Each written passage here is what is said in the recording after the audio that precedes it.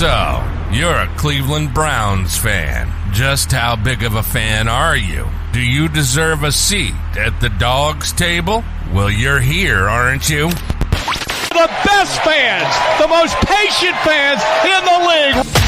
This is the Dawgs Table. Touchdown, Shabalala Hub! If you're obnoxious, opinionated, over the top, and you live for the Browns... 45-40, run, William, run! 20, 15, 10, 5, touchdown! Welcome to your new family, the Dawgs Table, an official Dawgs By Nature podcast on the SB Nation and Vox Media Podcast Network. Let's do this. Welcome to the Dawgs Table. Now your hosts, Craig Fountain and Ryan Angelo. Let's go! Let's go! What's up, everybody? This is Craig Fountain and Ryan Angelo. It is free agency week, and man, has it been a week so far? Ryan, you doing okay over there? I'm doing okay, buddy. It's Wednesday. We're a day late, but everything's still going on. We're in the thick of it. I'm constantly refreshing my social media, and yeah, let's do it.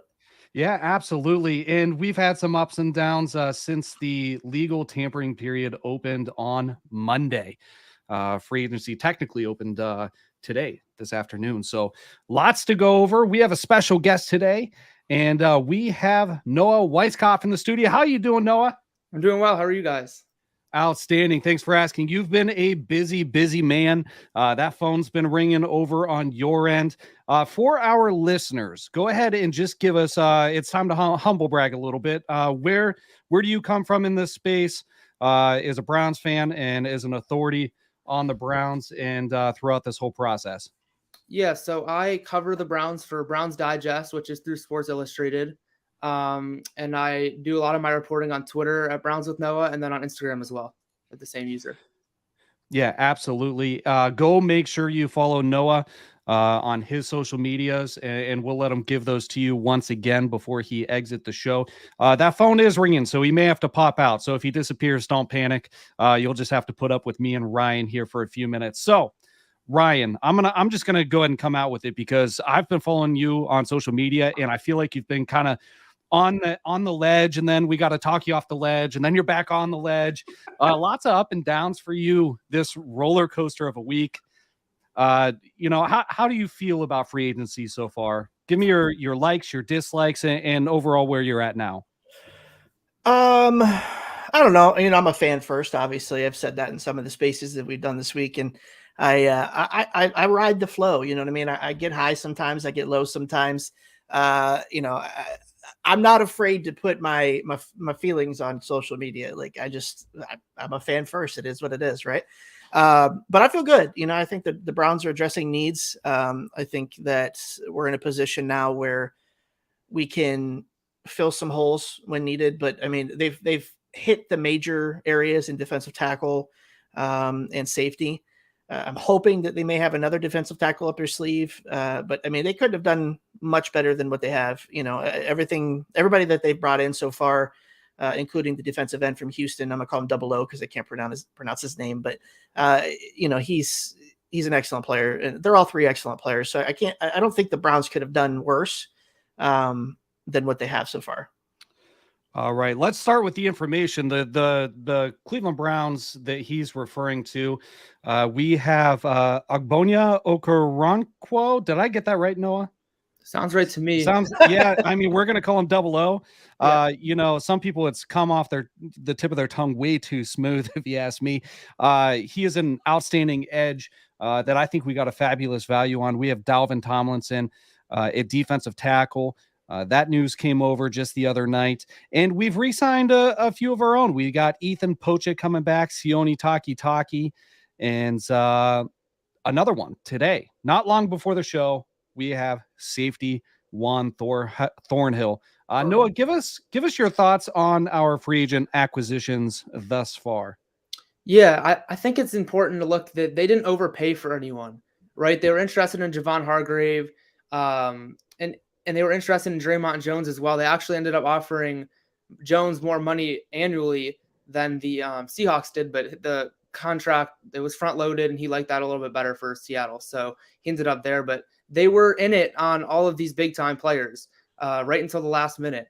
So they obviously were going to be aggressive, but they weren't going to overpay. They weren't going to get into a bidding war. They had their price. If it exceeded it, he was going somewhere else. And then the signings they made, Dalvin Tomlinson, like just a solid player that's going to be a starter for you up the middle, stuff the run, create opportunities for other players like Miles. And then we'll say Double O, another, just a Brown signing, right? Like at 19 or not 19. What is he? 26. Yeah, I think it is. Yep. So just right in his prime is what I was going for. Right in his prime, you get him at a pretty good value, and they're expecting a really solid season from upcoming, almost double-digit sacks. Just sort of what they wanted Clowney to be for those 2 years. So he's going to be a good compliment for Miles, and then Juan Thornhill as well. Just they were interested in Gardner Johnson, and it looks like he might return to the Eagles on a longer-term deal. So Thornhill is a Super Bowl champ 2 times. Has experience, and he'll be right off the bat. Him and Delpit will be on the field together. Yeah, outstanding. And for those of you viewing this live, the audio replay is going to go up on the Dawgs By Nature podcast network through SB Nation and Vox Media. But if you're on our Facebook or YouTube social media sites, our channels, you can actually comment on this video. We will interact with your comments, display them. We can discuss things with you. We have a second portion of the show after the first 20 to 30 minutes or so. And it's called the Overtime Show. We put the link to join the show. It's a one-click link. You come on right in. You don't need any meeting codes or passcodes or anything like that. Come on right in. And it's kind of like Twitter Spaces, but like a video version. So stick around for that if you are viewing. We appreciate everybody that's tuning in. The Browns restructured Deshaun Watson's contract, and it freed up about $36 million in cap space. They were about 14, 15 over the cap, so it brought us to about 20. I'm trying to keep track of the running tally. There's still room to go, and we haven't restructured any contracts to my knowledge. You probably have Myles Garrett and Amari Cooper up next if it comes to a restructure. Myles Garrett probably makes more sense to go first. So more free agent signings could be on the way. We've addressed defensive tackle on the interior defensive line, a huge weakness on this team this past year. We addressed edge, and they formally released Jadeveon Clowney today. It's much needed. I still think we need another interior defensive lineman. We addressed safety. What do you think's coming next, Noah? Is it offense, or are we going to keep making moves on defense? Yeah, it's a good question. I think offensively, the trade market's the biggest thing to watch, especially for wide receiver. I don't think anyone blows them away in the free agency market, and especially some of the guys that aren't the McCole Hardmans. They're going to get a payday, but I don't think the Browns are interested in giving them more than they're worth just because they're the top of the market. So they also don't have much more space at the wide receiver room. They can add one more body, and I don't know if they want to make that a Paris Campbell. I don't know if they want to make that a McCole Hardman. They might go and make a splash in the trade market is what they would do for another stud wide receiver across from Amari Cooper. I'm sorry. Yeah, it's one of those things. We talked wide receivers on our last episode. We had Tyvis Powell on the show, and he brought up Paris Campbell and some of these other guys. But if they make a move there, it's almost an admission that they feel they can do better than David Bell. Some of these guys would absolutely take David Bell's spot. Essentially, they'd shove him down the roster. He'd be towards the bottom of the room. And alternatively, other guys that a lot of Browns fans are really looking for could supplant DPJ. And whether or not he moves into that third spot or he becomes more of a role guy in that situation makes you wonder if he would be part of a deal to bring somebody here. Now, everybody wants to talk about big names like DeAndre Hopkins and Brandon Cooks, but another name being thrown around is Jerry Jeudy. I'm going to pull Noah out of here. He may be taking a phone call. Ryan, Jerry Jeudy is rumored to have a price of a first rounder by the Denver Broncos. He's on the block. They have multiple receivers on the block, but that's an asking price. They're never going to get that. Was it a first rounder or second rounder? I think it was a first rounder. They were rumored to be asking for. Oh, really? Okay. Right. Shoot for the stars, land on the moon. Is that the saying? Right. Yeah. But we got Amari Cooper for a fifth. Just not that long ago. Yep. steal, absolute heist by Andrew Berry. So we can't really expect that again. But realistically, what kind of compensation do you think it would warrant being a good idea to trade for a guy like Jerry Jeudy? The biggest thing with Jerry Jeudy is he's young, right? He's fresh in the league. He's only been in, I don't know, 1 or 2 years without looking at anything up, but he's extremely fast. He's mobile. He's that speedster that you're looking for to add to your offense. Thank you for not saying speedy. Speedster. You like speedster better? I do like speedster better. Speedy bugs, that became a buzzword on like Brown social media this year. For some reason, it really started annoying me every time I saw it, because it's like, what does speedy mean? Of all the adjectives that you could come up with, what does speedy mean? Does speedy mean fast? Does it mean quick? Is it some combination of the two? Right. Your Mustang is fast, yes, but so is a Porsche, but they're very different types of fast. That is true. It's very true. Is that an okay analogy? Like, I got you. Listen, I'm picking up what you're putting down. He's a speedster. I'm sorry. I just had to get that out there. You're good. Speedster. You're good. I like speedster. So he's a speedster. He's fast. I could see him going in a trade for a second rounder. Depending on what type of magic Andrew Berry could pull, maybe a third rounder at the very least. But he's young, and that's the biggest hurdle you have to get over. With him, you're not trading for Brandon Cooks or a Hopkins who've been around in the league for many years and done the thing, and they're older, and you typically don't have to pay as much for those kind of guys. But he's younger than them both, so I would be all for it if they wanted to trade their 42nd pick in the draft for Jerry Jeudy. I would do it.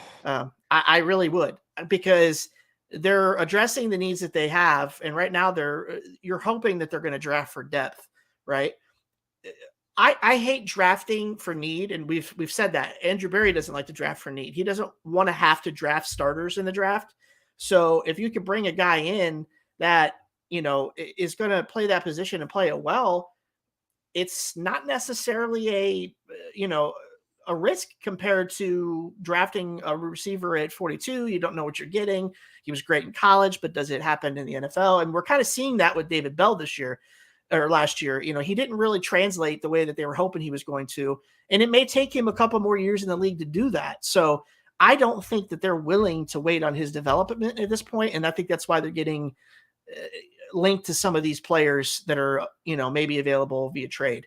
I've kind of been predicting that I think that they do trade for a receiver, and they try to figure out the defensive needs through free agency, because the receiver market in free agency is just not the greatest this year.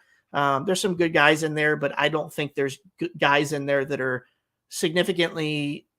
they're not significant upgrades to the point that you're willing to go out and spend that kind of money on them when you already have somebody like Amari Cooper that you're paying in the room, and you're going to have to pay Donovan Peoples-Jones at one point. Or at some point down the line. So, I'm all for it. I want the team to get better. I think another weapon for Deshaun Watson, especially, if you don't have a Kareem Hunt coming back and stuff like that, it's not a bad option. Yeah. And you know what? There's some Browns players that have been expressing, some of their opinions on certain things on social media, and maybe not to the extent that some other ones are. Like it's crazy with what's going on with Aaron Rodgers and the New York Jets, and some of those guys clamoring for the trade openly on the Jets, knowing that there's guys in house that they're, going to have to rub shoulders with more than likely. And you got guys on the Eagles that are like, everybody's leaving. Like, these guys are jumping on social media. Like, what is happening? Right. I got a question for you, though. Yeah. Just talking about the receivers, not to cut you off. Sorry.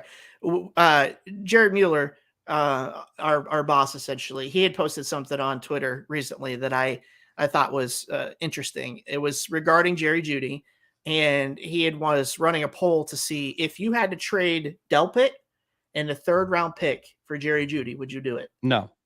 Really? No. Wow. If we trade a third, I would do it without a player, and we'd need a pick back. Wow. So I'd do that trade in a heartbeat. Yeah. I think I'm out at like a 4th. I just don't think the value's there. I think that we can get more value out of a draft pick. I don't know, man. That's a tough one. Jerry Jeudy's pretty good. He is. I know he hasn't taken off in Denver, But you got to think about what their quarterback situation has been since he's been drafted. It hasn't been the greatest. So, I mean, I don't know. I don't know. I I just look at understand. some of the I other understand wide receiver the hesitation. deals. I get it. I understand. Anyways, go ahead. I'm sorry. Yeah, no. What I was getting at was, even the Eagles players are like watching everybody sign elsewhere.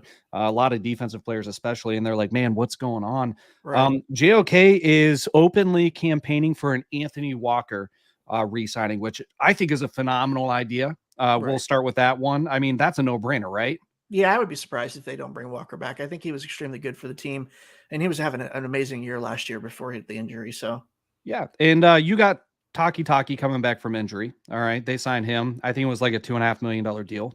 No brainer again, in my Yep. opinion. Anthony Walker would be another deal that's a no brainer to me. And what do you make though of Greg Newsome? Greg Newsome seems to be really trying to make a point on Twitter about him getting out of the slot and playing Yeah. on the outside. Yeah. What's he doing here? Is he trying to be a thorn in their side? I mean, is this good intentions? What is going on? I don't know. I mean, I hate to see these guys on social media, airing their dirty laundry or their complaints. It's just bad business. I don't like it. But it's no secret that he does not want to play in the slot. He wants to play on the outside. And I don't blame him. The slot corners don't make as much money in the NFL as outside corners do. So I can understand it. And he probably feels like it's more, conducive to his positive traits to play on the outside versus the inside. Which I don't think anybody's arguing. That's just a crowded room right now. No, it is. And, that's decisions the Browns are going to have to make down the line. I mean, you have Greedy Williams, you have him, you got Ward, Emerson can play outside, and it seemed like he was doing really well outside. So, I mean, it's a tough decision. I just hate seeing him put it on, the social media stuff. Let your agent handle that stuff. And the one thing I want to jump back for 1 second. The one thing I do hesitate with the linebacker room, though, is bringing back Walker and then having 2 of your 3 starters come back injured and not coming back small from an injury injuries either. Yeah, and they're pretty significant injuries, which is concerning to me. So that's, I thought that could be something that would prevent the Browns from possibly bringing some of those guys back. So it's nice to see that they didn't get scared by that. So they must be happy with where Taki's recovery is coming from, or where it's at. But that does make me nervous. I wouldn't be surprised to see them even add somebody for depth at that position. Maybe not in free agency or down the line, but it's concerning a little bit. That room was pretty depleted last year, and JOK is coming back from an injury. So, I mean, realistically, all 3 of your starters are coming back from injury. That's not a situation you want to, necessarily deal with. Yeah, and speaking of linebacker, we had a couple other guys hit free agency. Reggie Ragland, Jermaine Carter, Deion Jones. We don't know what's going on with Deion Jones at this point. One, yeah. We picked him up mid-season. He's a solid player, especially when you get strong interior defensive line play. I don't think that we saw necessarily what he's capable of. And I would be intrigued if they brought him back. You brought up Greedy Williams. Greedy Williams is still a free agent. We did bring back AJ Green, who is an exclusive rights free agent. You know what? I completely forgot that Greedy was a free agent. Yeah, I mean, I haven't really heard anything about him. I haven't heard a thing about him. I just completely forgot about it. And you got to wonder what else they're going to do at safety. I mean, we brought in Juan Thornhill. They officially released John Johnson. Both him and Clowney today had gotten the post June 1st designation for cap space. I'm sorry. Ronnie Harrison's a free agent still. So there's still a lot of questions to be answered on this defense. And then offensively, I mean, we got Pocic back, which is phenomenal. There's a lot of money tied up in the offensive line, but to get him for $18 million over 3 years seems like a pretty good value. I think it comes down to what are the other guys making, right? Which is unfortunate because I think, with the exception of maybe our left tackle, who I'm not out on, but I have serious questions about. Right. We have a lot of money wrapped up, and they're all very talented players, especially if healthy. Yeah. So, and I know the Browns did not want to lose him. I know they were concerned about losing him in free agency, so I think that's why you saw him get scooped up as quickly as they did. Yeah, absolutely. But it's been pretty silent on the offensive side of the ball. A lot of people are waiting for a wide receiver, so we'll see Yeah. if that comes free agency or trade. The wide receiver market was very slow to start off. Right. You know, It's just not that spectacular this year, though. it's You not really that don't have spectacular, and they're all demanding a lot of right. money, and GMs around the league have not been bending to that. Right. You just don't have those guys this year that you're just like the no-brainers that are going to get massive deals somewhere. It's just, it's a bunch of mid-tier to lower tier guys, and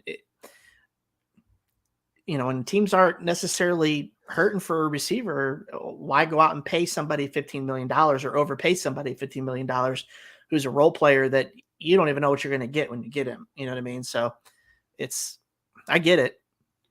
Yeah, we still got Noah in the background. He's still taking his phone call, which he alluded to that he might have some information coming in at some point. So Noah's the insider. He's the insider here. Okay, he's one of them. He was bashful. He didn't say it, but he interned for the Jordan Schultz report. So that's kind of where he started making a name for himself, from what I understand. But let's just break off from the Browns for just a second until Noah comes back. Yeah. What is your most surprising move in free agency so far across the NFL? I definitely didn't warn you for this one. No, you didn't. I would say a move like Juju Smith-Schuster leaving the Chiefs to go to New England is a move that's surprising to me. Not necessarily him getting paid, but Kansas City's wide receiver room isn't like bolstering with talent. I know they have Kadarius Toney that they brought in last year, but he's more of that speedster gadget player. They don't have a lot of true wide receivers in that room, so it's kind of surprising to see them let him go. But they probably just didn't. They had a number that they didn't want to pay more of, and or higher than. And the Patriots are dying for receivers right now, so that part was kind of surprising. We may have to come back to that one. I'm trying to think off the top of my head now. You've got me going through all these. Well, for me, it was how quickly Jimmy Garoppolo landed with Las Vegas. That's another one. That is a weird one. And the second one of the more surprising moves also is the fact that the New York Giants used a pick that they received for Kadarius Toney to trade for Darren Waller. Just I don't know. It's just I didn't really get that one, but I mean, hey, props to the Giants, I guess. Well, but I think it's a good move for them though. And you're seeing a team like the Raiders and Josh McDaniels is shipping out everybody that he doesn't want, right? He's getting rid of the guys that aren't his guys, aside from Josh Jacobs. And I just thought it was interesting that they got rid of Derek Carr and then brought in Jimmy Garoppolo. Like, there's not much of a difference there to me.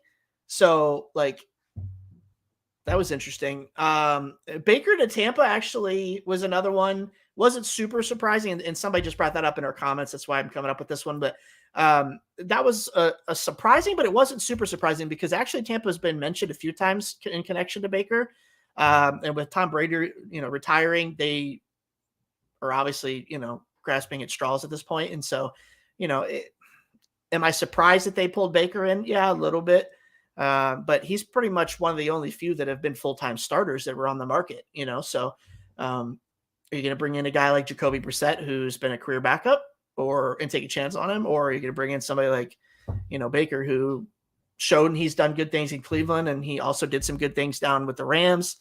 I don't know. It is a little bit of a fun one, but the other thing that's been kind of funny to me is just the amount of free agents from the Eagles that have been leaving, but then not leaving. So like they're free agents, but the Eagles are trying to keep everybody. It's like they're all these big money guys are trying to switch money around for. Like Darius Slay was getting released, and now they're talking about trying to bring it back, and like it's just going back and forth with them. So that's something that's been really funny with me too. But you're refreshing the social media every 3 seconds to see if anything else pops, and there hasn't been like too many super bad head scratchers to me though. Yeah, and you brought up Baker to Tampa. He'll be there on a prove-it deal. Jacoby Brissett, you brought up him as well. He lands in Washington. A little bit good more for him, money. by the way. Good for Jacoby, by the way. Yeah, good for Jacoby. He'll have a chance to compete for a job there. They made it pretty clear they're not handing it to him. They got Sam Howell there. Baker presumably at this point is competing with Kyle Trask. You know, a little bit of running back movement around there. Austin Eckler requested a trade. Miles Sanders ended up in Carolina. David Montgomery in Detroit. Rashad Penny in Philly. Right when we went live, Alexander Madison went back to the Vikings on a 2-year deal. Okay. So yeah, there's a lot of stuff moving around. Yep. And you know, we'll see how it kind of plays out. Since we talked about, go ahead. No, I was just saying it's moving. It was slow yesterday. It's starting to speed up a little bit now. So no word on Kareem Hunt or Dearness Johnson. Yep. All right. If we're looking at current Browns free agents, Noah, you good to come back in? There he is. What's happened? You got anything good for us? Not at the moment. Damn it. He's smirking. He's smiling. If you're listening, he's smirking. So not yet. He's nothing he's allowed to release yet, is what he's saying. To the googly eyes on Twitter. Everybody, googly eyes, Wolf of Wall Street GIFs and spaces right now. Fire emojis, guys. Yes. Fire emojis. So yeah, and what was I getting at? Oh, running backs. Kareem Hunt, still nothing there. Dearness Johnson, still nothing there. Chase Winovich ended up in Houston. Taven Bryan in Indianapolis. Jacoby Brissett in Washington. What's that? Zeke got released. Although after we talked with Tyvis last week, that one wasn't a super right. Super well, he kind of gave us the rundown. He said, you know, if he gets released, then it's because of money. He wanted some more money and he didn't get it. So he said he's either going to take less money and stay in Dallas and maybe go for a championship, or he's going to want more money and they'll release him and he'll go somewhere else. So obviously he wanted the money and he's on his way out now, but watch him land in Cincinnati or something like that. Please don't. All right. I forget where we kind of left off with Noah. Do you have any questions for Noah about what we're going over? No. Okay. There's so much going on. My head is just like spinning. Like there's so much information, so many things going on. And we're a 2-man team here, okay, guys, listeners out there. We don't have like a crew of people that can give us this information as it's coming in. So we're like refreshing our Twitters on the other screen right now. So, you know, bear with us here a little bit. All right. Noah, what do you think is the most likely next move? And do you have a dark horse move nobody's really talking about that you think could happen? Most likely. I don't have a specific name, I don't think, but I'd assume that they would be looking at another defensive tackle just to add to depth. It might not be like a crazy big name, but just more of a 1 year, like $5 million deal or something like that. Like a Shelby Harris or just something like that. Yeah. I think that's the most likely, but again, it could be a plethora of other things. I guess a dark horse move would probably have to be a trade. Whether that's DeForest Buckner, which doesn't seem too likely right now, just because I know they just signed Taven Bryan. They took him from the Browns. So I know people were talking about maybe then that makes DeForest Buckner available, but people thought that the fact that they shipped off Stephon Gilmore to Texas, where do you go? Dallas or Houston? Dallas. They're like, oh, fire sale, you know, but I don't know that that's the case. Yeah, I'm not sure if he's available or not, but so I guess that would be a dark horse is if they make a move for him. I think a trade again would be something like Buckner and a 6th for a 4th and a 5th or something like that. A trade structured like that. But I don't know if they want to invest that much money, then put more into Buckner after they just signed Tomlinson on that front four. And then they also signed Obo. I think that's how you pronounce his first name. But I guess so a dark horse would be Buckner, or after that, a wide receiver trade. We're looking at guys like Jerry Jeudy, whose price is too high for the Browns right now. So we'll see if that comes down at all. Allen Robinson's a guy I continue to talk about. Hopkins doesn't seem likely, but if stuff starts to heat up with him or Brandon Cooks. Allen Robinson's intriguing to me, but you talked about this the other day on Twitter, and Browns fans weren't really receptive to the idea because the year he had last year, which I think was kind of an outlier, in my opinion. I think he's a phenomenal player. He is a great talent. As long as he can stay on the field, his hands are some of the best in the game. Yep. Another running back just dropped, FYI. James Robinson going to the Patriots. Interesting. That's interesting. Leaving the Jets. Oh, yeah. He did move to New York at the end of last year. Yep. Interesting. Okay. Yep. Well, that is going to wrap up our show. Stick around for the overtime show if you're watching. You guys can chat with us, ask us questions in the comments. You can even join the show if you'd like. We'll do that for a little bit. For now, it is Craig Fountain and Ryan Angelo with special guest Noah Weiskopf. Noah, why don't you go ahead and plug yourself one more time before we jump out of here? Yeah, so my Instagram and Twitter are the same. It's at Browns with Noah. All right, awesome. This is the Dawgs Table for Dawgs By Nature, SB Nation, and Vox Media. And until next time, go Browns. Go Browns. All right, it is the overtime show. We can go ahead and open up. If you guys have any comments or questions or anything like that for us or for Noah, if Noah sticks around for just a few minutes, we'll do our best to answer those. If you're on Twitter, you got to head over to YouTube or Facebook for us to be able to see those comments coming into the studio. Let's see. Anything else happening out there, Ryan? No, just the Aaron Rodgers to the Jets. That was a big one today. Yeah, I'm gonna post the link in the comments. Sorry, I'm multitasking. That's why I'm dead air over here. That's a whole debacle and another. Noah, here's a question I asked Ryan while you were gone. While we have you on here, what is stepping outside just the Browns space? What is the most surprising move you've seen in the NFL, in your opinion, through free agency or via trade? He got me on this one too. Oh man, he got me too, Noah. I've been so honed in on trying to see what's going on with the Browns, but actually, I'm going to give you guys something that hasn't happened yet, but like something that could happen is the Austin Eckler stuff caught me off guard. That's a good one. Yeah, that is a really good one. I don't remember who broke it. It might have been Chef. I don't remember. One of those guys broke it, and I was like, wait, Austin Eckler? I was like, where did this come from? I guess they were super far apart in negotiations. And is there some, like, honestly, is there anywhere in the NFL that he could go and have the same type of like fantasy impact that he has in San Diego? Fantasy impact? Yeah, like he's gonna lose so many touches going somewhere else, in my opinion. Yeah, the way they use him there, like you would think that he would be in heaven being in with the Chargers. Yeah, I don't know. They must have been really far apart in negotiations. Really far. And I don't even know what a return would look like for him either. I do have a Twitter question. We can't bring it in the studio so I can display it, but somebody's like, he's got to spill the beans. I see him smiling over there. So they're keeping an eye on Browns you, Live. Noah. All right. Yeah, I said Jimmy Garoppolo, and the Waller thing kind of caught me off guard. Baker didn't surprise me. Brissett, I don't know if I really anticipated the Washington being a player there. And then Rashad Penny in Philly could be dangerous, man, if he can stay healthy. So lots of movement around.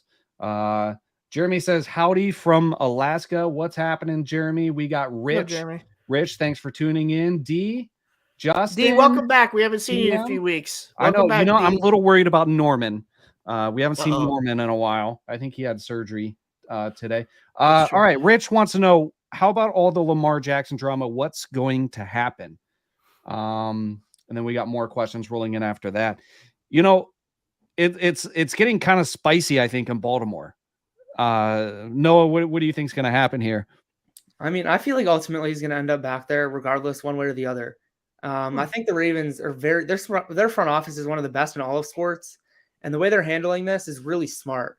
They placed that tender under the tag on him, and it's pretty much just letting other teams settle the market. Lamar thinks he's worth all this money, guaranteed. What he wants a Deshaun Watson kind of contract, right? But the Ravens are like, no, that's not happening. So I think this market, if a team's interested and offers him a contract, the Ravens obviously have the chance to match that. So I think that's sort of going to settle the market. I can't imagine a team offers him, even if it is a fully guaranteed contract. Like, I can't imagine the Ravens are like, yeah, you can have him and take 2 first-round picks. I feel like they're going to match whatever it is, but they're letting the market mediate what it's going to be. We're looking at a little bit of a different situation, I think, than say like Kirk Cousins back when he was with Washington, because Kirk Cousins made a lot of money by refusing to extend. They franchised him not once but twice, which adds additional money to his franchise tag. And he made a ton of money going that route before getting his fully guaranteed contract in Minnesota. That being said, with Lamar Jackson's style of play, should he suit up for Baltimore on the franchise tag, that is far riskier, in my opinion, than say a guy like Kirk Cousins, who's more of a drop back passer. Lamar Jackson has a lot more risk, and the money's a lot different. The franchise tag at that point in time was really good for Kirk Cousins. Now it's like 35 million or 32 million or something. It's like that's nothing compared to what some of these guys are getting. So yeah. What do we think of the Browns' new safety? I really like the move. He was a draft pick by the Chiefs in 2019, I believe, a second rounder. He's got 2 rings with them. He had a good rookie season, ended up, I think it was an ACL injury, kind of fought his way back. And over the past 2 years, he's started, I think, 100% of the games. He's got 52 starts, 60 something appearances, 8 interceptions. He's been solid next to Justin Reed over there. So phenomenal pickup, and he'll be a great replacement for John Johnson. I saw somebody on Twitter today after we signed him that said, "Oh, this is just John Johnson part 2." I was like, well, I don't know. I like Thornhill. I thought if they were going to make a splash, they might go bigger at safety than even defensive line. I'm kind of torn. My mind's been all over the place, but it's a solid pickup. I'm glad we didn't spend up for Bates. I'm okay with it. And Noah, are you happy with Thornhill? Yeah, I think it's solid. I think that Bates, his price tag was a little much for them. And the Gardner Johnson thing is probably going to be a little much for him, or for the Browns. He's going to probably stay in Philly for at least a couple more years and sign an extension there. I know my guy Jordan Schultz was on that too earlier today. But yeah, I think Thornhill's solid, right? Like, you're not paying a ton of money. He's a solid player. He's still young. It's the Andrew Berry type of signing. Again, we saw it with Obo. Now we see it with Thornhill, a guy in his prime, a guy he's locking up for not a ton of money, and a guy that he's going to have for a couple more years in his prime. It just makes a lot of sense. Yeah, I think Thornhill's ability to cover is completely different than what John Johnson's is. 100%. I mean, he's almost like your true center fielder. He's very quick to the ball. He's got, like, in 4 years, he has like 20 pass breakups or something. That's pretty good average if you think about it year by year. So, I mean, I think he's a significant upgrade from what John Johnson was. Yeah. Yeah. And Michael, thanks for joining. He says JJ3 is a box safety. Thornhill's been a rangy free safety. John Johnson was misused in Wood's system. I don't think we mentioned money. Bates got 4 years, $64 million, right? Which was about $20 million short of what he was looking for, but still a lot of money. And, Juan Thornhill comes over on a 3-year, $21 million deal with $14 million fully guaranteed over the first 2 years. So not a ton of money either. So we could end up with a tremendous value here. And I think he's going to be a phenomenal addition to this defense. Definitely a high floor kind of guy. I mean, yeah, I think so. I think it just fits what I think the 3 main guys we got on defense are high floor guys. Yeah. Like, I think what you're going to get out of them in some respect, but we're also in a position where some of these guys, Tomlinson, I think is like the most predictable production wise. Thornhill after that, 00 on the edge could be something special. Like, we don't know what kind of ceiling he can realize once he gets going. So hopefully that's going to be a big move. Rich says he likes the Tomlinson deal. Big body, big need, big run stuffer will help the linebackers. Absolutely. For sure. Yeah. It'll be interesting to see if they do end up with another defensive tackle out of free agency, or somebody that's brings a little bit more of a pass rush from that position, because you're not going to get that much from Tomlinson. Like he's a run stuffer. He's a big dude. He's like 325 pounds. Those guys can be pass rushers sometimes, but that's, if you're getting sacks from him, those are, cherries at the top of the sundae. You know what I mean? Like it'd be interesting to see if they do go after a defensive tackle that maybe has a little bit more of a pass rush background. If you want your defensive line to dominate for 4 quarters of a game, you need a rotational defensive line and guys you can bring that are on the bench to start the game in the end of the third quarter to continue to get pressure up the middle. Right. So they need depth. Yeah. Yep, for sure. To close out the show, unless we get some more comments, let's just play one last little game here. I'm looking at the Pro Football Talks top 100 free agents just to have a list compiled here. And I'm going to kind of go through some of these in order from top to bottom, the guys that are still left. Chiefs offensive tackle Orlando Brown was 7th on their list. He's the top guy still available. That's not something that we need right now. He'll probably go play right tackle somewhere. I think that's the issue why he hasn't signed somewhere, is he wants left tackle money. Number 9 on that list is Chauncey Gardner-Johnson. We're probably out there at this point, right? With Thornhill. Yeah. After that, we have Bobby Wagner. Don't expect to see him in Cleveland. He was number 18. Now we're going all the way down the list to Ravens cornerback Marcus Peters. Not going to happen. All right, number 37, Yannick Ngakoue. I think we're still looking at him. I think they're keeping tabs on the market, but I don't think they're going to pay anything, any double digit or whatever he's going to command. I don't see it. That's got to be a crime of opportunity, right? Like, if they can steal them or something, Yeah, I don't see them making that move because they're going to give Double O. They're going to give him a ton of time, and he's going to be the starter opposite Miles, and they expect a lot out of him. So I don't think they're going to pursue a guy like that. But if they end up pursuing someone like that, then I think that as they're in that pursuit, then a guy also is Zadarius Smith to keep an eye on, because he's a guy that they're interested. I think in Marcus Davenport. I think I had mentioned this. Yeah. Couple days ago. So that could be a type of replacement for Zadarius. And I know Ian Rappaport had reported that he asked the Vikings for a release. So we'll see what happens with that situation. But I do know that last offseason for a fact that he really wanted to come to Cleveland and loved the idea of playing with Myles Garrett. But the Browns wanted to figure out their QB situation first. And by the time they had traded for Watson, Zadarius Smith had already signed with the Vikings because it was a little late. But he wanted to play with another big-time pass rusher, which is what he got with Danielle Hunter in Minnesota. I got a question for you, Noah. Yeah. This is one that I was talking to him when you were on your first phone call. If you had the opportunity to trade Grant Delpit in a 3rd round pick for Jerry Jeudy, would you do it? I don't think so. Really? Oh, gosh, dang. And I think the biggest reason for that is you're getting a guy in Jeudy who has been hurt in his past, A. B, you're going to have to pay him. Sure. So you get another year of him or however long, then you have to extend him. And then you're going to also have to extend Peoples-Jones. You're going to have to pick probably between one of those two guys.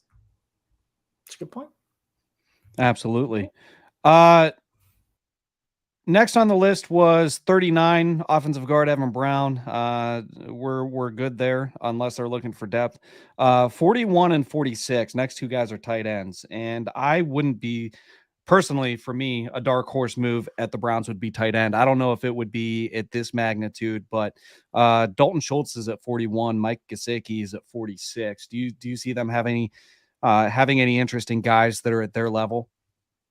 No, I doubt it. They're definitely going to sign tight end depth soon, but I don't think either of those two guys are on the table. And the name being thrown around is Donald Parham, who was in San Diego or Los Angeles. I'm sorry. Yeah. Yeah. I said San Diego earlier too. You didn't correct me. I still say San Diego. I still say Oakland. Right. I just stopped saying St. Louis before I started messing those up. I'm going down the list and really I just after that, the next tight end is Austin Hooper. You have Odell Beckham at 54. That's not happening. A whole nother thing. McCole Hardman at 60. Safety Julian Love at 61. And then we're getting into guys like Adam Thielen, TJ Chark, Taylor Rapp. Yeah, I don't know. What about Calais Campbell? Ravens let go of Calais Campbell. Is he an option for us? I wouldn't rule it out, but I don't think that's on the, like likely as of now. But I think he's gonna go. I think he still could end up back in Baltimore, but I think ultimately he'll end up with the Broncos maybe. I don't know. We'll see. Interesting. He's still got it, man. He's 38, but he's still got it. Right. So, and he can line up on the outside as well. I mean, let's think of it this way. If you're going to plan on keeping someone like Jordan Elliott and trying to groom him a couple more years or whatnot, that's not a bad guy to bring into play in front of him to mentor him, right? Not You at need all. a veteran at the position anyway. So that's why I'm all for another defensive tackle. You know what I mean? Yes. Like they can bring in somebody who's a vet and you can get, decent production from, it doesn't have to be, Hargrave type stuff. It's just somebody that can be there that can help mentor those younger guys and bring them along. Cause I mean, somebody needs to for sure. Yeah. I think they will bring someone in. If Campbell reaches out to anyone on the Browns or they start recruiting and he shows any interest in coming to Cleveland, I don't see why this front office wouldn't bring him in on a 1-year deal with a lot of money. I don't know what he's commanding though, either in the market. Right. So if he wants something like a $10 million deal, like what Fletcher Cox just got, then it's not going to happen. But if he's like going to take $4 or $5 million, I don't see why they wouldn't send a flyer on it. Right. All right. Noah, I appreciate you joining. I think we're going to cut the show here. And make sure you guys go follow Noah. It's Browns with Noah, right? Yes. On Twitter and Instagram. Make sure you go follow him. We appreciate you joining the show. Awesome to get your insight on everything. Thanks for everybody that was watching. You can catch the audio replay on the Dawgs By Nature Podcast Network. And of course, the replay of this show in its entirety will be on YouTube, Facebook, and Twitter on Dawgs Table. I'm Craig Fountain here with Ryan and special guest Noah Weiskopf. And until next time, go Browns. Go Browns.